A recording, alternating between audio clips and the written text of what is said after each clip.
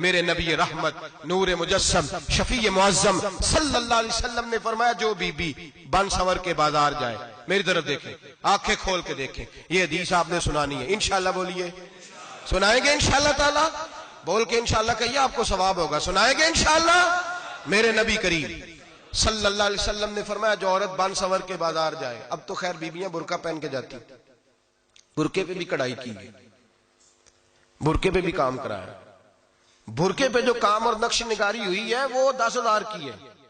برقع پردے کے لیے پہنا تھا، دکھانے کے لیے، یہ کیسا برقع ہے کہ اس نے برقع بھی پہنا ہوا ہے اور برقع بھی اس نے فیشن والا پہن لیا ہے، یہ کس طرح کا؟ اس تو پردے کو پردے کی ضرورت پڑ گئی، یہ کیسا پردہ ہے کہ جو پردے کو پردے کی ضرورت ہے؟ برقع تو اس لیے ہوتا ہے کہ مجھے دیکھے کوئی نہ،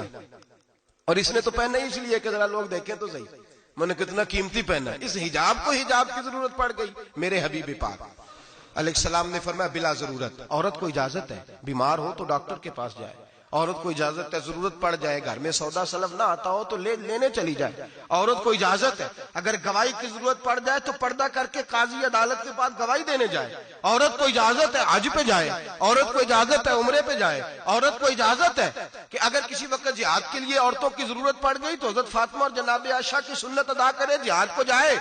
لیکن اگر عورت موج کرنے جائے اور روز کہے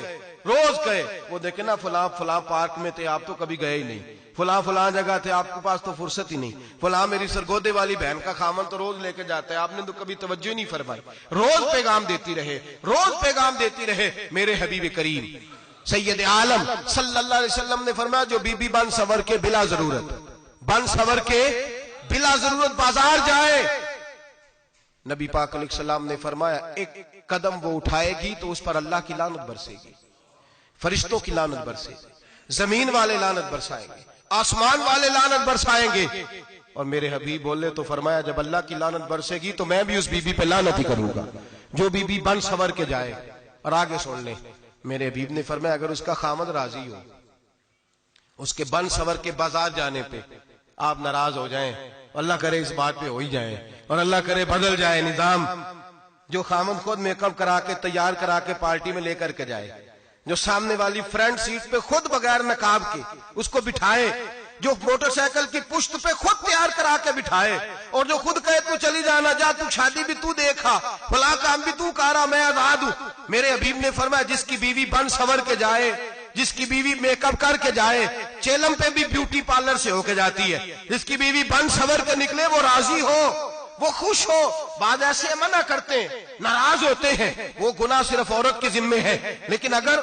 عورت بن سور کے نکل رہی ہے اور خامد راضی ہے، وہ کہتا ہے ہاں ہم ماڈرن ہیں، ہم جدید دور کے ہیں، ہاں جدت اسی کا نام ہے، ہاں پھر لوگوں کو پتا کیسے چلے گا ہمارے پاس پیسے ہیں، کیسے پتا چلے گا کہ 3 گاڑیاں ایک ابا جی کے پاس ہے، ایک بیٹی کے پاس ہے، ایک بیوی کے پاس ہے، کیسے پتا چلے گا کہ ہم بہت تعلقات والے، ابا جی فلاں شادی پہ، بیٹی فلاں گھر میں اور بیوی فلاں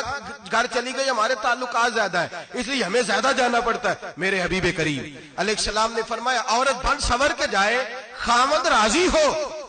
وہ جتنے قدم اٹھائے گی اتنے ہی اپنے خامد کے لیے جہنم میں مکان تعمیر کرے گی۔ فرمایا اس کے خامد کے لیے اتنے مکان دوزخ میں تیار ہو گئے، وہ جلایا جائے گا، وہ تپایا جائے گا، وہ جہنم کی آگ کا ایندھن بنے گا۔ اور میں نے شاید آپ کو درجن بعد حدیث سنائی ہو، میرے کریم رسول نے فرمایا بی بی ایک ہوگی پر 4 آدمیوں کو جہنم میں لے کے جائے گی۔ یا رسول اللہ کس کو؟ فرمایا باپ نے پردے کا نہیں کہا تو باپ بھی دوزخ میں جائے گا، اگر بھائی نے پردے کا نہیں کہا تو وہ بھی دوزخ میں جائے گا، شوہر نے پردہ نہیں کرایا تو وہ بھی جہنم میں جائے گا۔ وہ بیٹا جو کہتا تھا نا 1.25 لاکھ کا موبائل لینا ہے تو اماں نے گھر کے اندر شور ڈال دیا، مجبور کیا خامن کو لے کر کے دیا،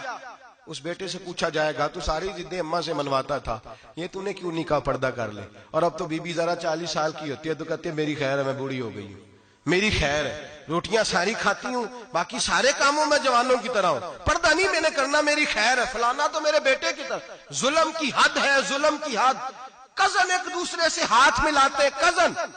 وہ کس مصیبت کا نام ہے؟ کہتے ہیں یہ بھائی ہے، او بھائی یہ بھائی ہوتا تو اس سے نکاح ناجائز ہوتا، اگر یہ بھائی ہوتا تو اس کے ساتھ نکاح جائز ہوتا، اب چونکہ اللہ نے اس کے ساتھ نکاح کو حرام رکھا ہے تو یہ تمہارا بھائی ہو سکتا؟ میرے رسول کریم صلی اللہ علیہ وسلم نے فرمایا سور نجس العین ہے، کتا بالکل ناپاک نہیں ہوتا. کتا بھیگ جائے تو بعد اوقات ناپاک ہوتا ہے, یا کتے کے منہ سے تھوک نکلے تو ناپاک ہوتی ہے. سور نجس العین ہے, پورا ناپاک, خشک بھی ہو تو ناپاک ہے. میرے حبیب پاک علیہ الصلوۃ والسلام نے فرمایا ایک سور ہو وہ پہلے ہی ناپاک, اور دوسرا پھر وہ سور گند میں لپٹا ہوا ہو, غلاظت اس سور کو لگی ہوئی ہو. فرمایا ایک تو سور جو نجس العین ہے اور پھر وہ گند میں لپٹ جائے, غلاظت میں بھر جائے, اس کے پورے وجود کو گندگی لگ جائے. فرمایا وہ سور گندگی اور غلاظت میں لپٹا ہوا تیرے جسم سے لگ جائے تو اتنا برا نہیں جتنا غیر محرم عورت کا وجود تیرے وجود سے لگ جائے تو برا ہے.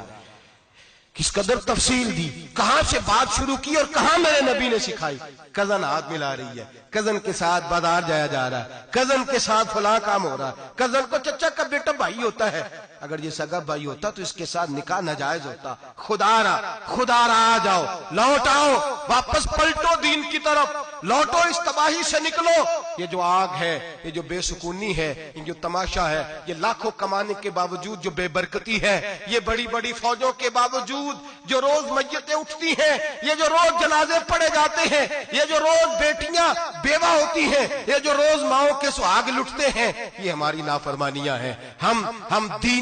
دین کے معاملے میں ہم لوگوں نے نرمی شروع کر دی ہے. ہم اللہ اور اس کے رسول سے بغاوت کرنے لگے